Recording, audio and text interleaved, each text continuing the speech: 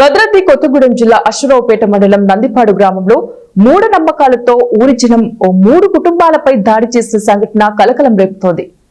నందిపాడు గ్రామంలో నివాసం ఉండే ఓ 3 కుటుంబాలు వారు రహస్యంగా చేతబడులు, బాణామతి వంటి క్షుద్ర పూజలు చేస్తున్నారని గ్రామంలో కొంతకాలంగా ప్రచారం జరుగుతోంది. ఈ క్రమంలో గడిచిన 2 ఏళ్లలో గ్రామంలో జరిగిన ఆకస్మిక మరణాలకు ఈ 3 కుటుంబాలకు చెందిన పాయం వెంకటేష్, మడకం రంగయ్య, డేరంగుల దివాకర్ అనే వ్యక్తులే కారణమని, వీరు చేతబడి చేసి గ్రామస్తులను చంపేస్తున్నారంటూ ఊరంతా ఏకమై వీరిపై మోకొమ్ముడి దాడి చేశారు. ఈ దాడిలో రంగయ్య చేతి ఎముకలు విరిగిపోగా వెంకటేష్ కి తీవ్ర గాయాలయ్యాయి.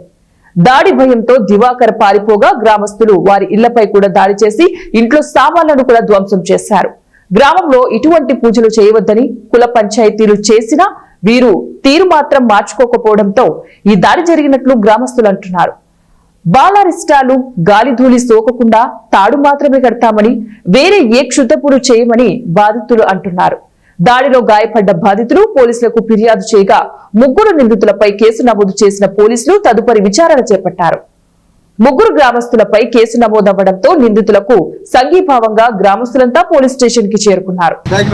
ఏదో ఊరు బయట చిన్న పసుపు కుంకుమ ఉంటే వాటి ఫోటోలు తీసి ఒక ఆయన యంత్రం కడతాడు, జ్వరాలు వస్తే యంత్రం కడతాడు.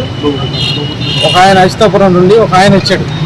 ఒక ఆయన వచ్చి నేను సెంటర్లో కూర్చొని ఉంటే ఇక్కడ యంత్రాలుగా అది జ్వరం ఏదైనా వస్తే యంత్రాలు కడతారు కదండి, వాళ్ళు ఇల్లు ఎక్కడంటే పలానా చోట అని చెప్పా.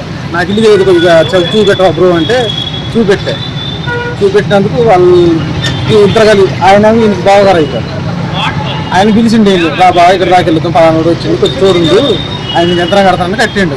ఆయన ఇటు ఆయన్ని గుర్తబాల కొట్టి ఇటో పంపేశారు. ఆయన చచ్చిపోయిండో బతికిండో కూడా మాకు తెలియదు. ఆయన కోసం వాళ్ళ ఫ్యామిలీ ఎత్తుతున్నారు. దీన్ని ఇంటికాడ పడుకొని ఉంటే సెంటర్లో తీసుకొచ్చి కొట్టి పీక మీద కాలేజ్ తొక్కి నోట్లో ఉచ్చబోసారు. పొద్దున రోడ్డు మీద బాగా కొట్టి నన్ను మళ్ళీ నైట్ తరుముకి వెళ్ళారు. ఇక్కడ దాకా నేను మా బంధువుల దగ్గర కమ్మరగూడెం వెళ్తాను.